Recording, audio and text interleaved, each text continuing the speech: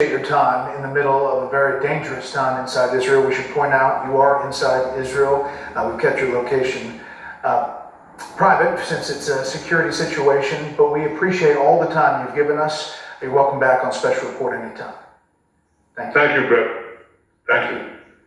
With that, let's bring in our panel right away. Fox News Chief Political Analyst Britt Hume, Senator Smith, co-anchor of America Reports, and Harold Ford Jr., former Tennessee Congressman, co-host of The Five. All right, Britt, 30 minutes roughly with the Prime Minister. Your takeaway. Very compelling interview, Brett, at an important moment in this conflict.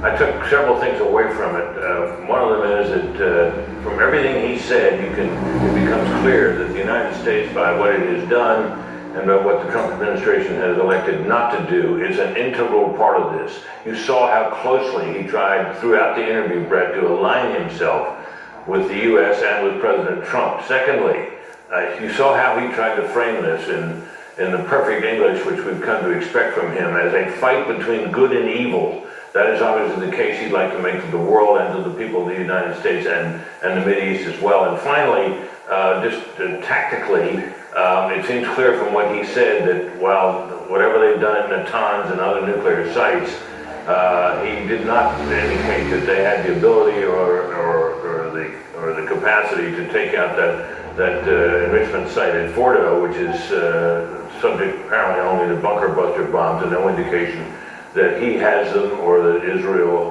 will get them from the United States. We do have much more to say, but I'll leave it to my colleagues.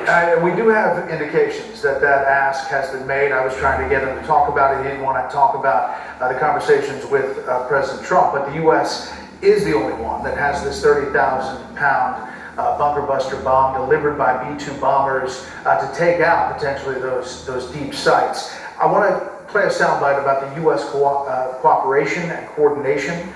Senator, take a listen. So you were closely coordinating with the U.S. throughout this process.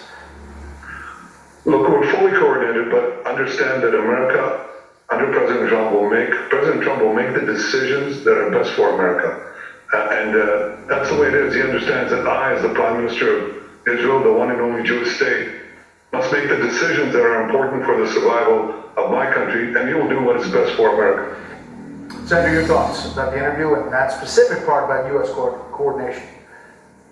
Yeah, similar to Britt, I heard that close alignment, obviously with the United States, but also he was speaking to their very strong relationship, Netanyahu and President Trump.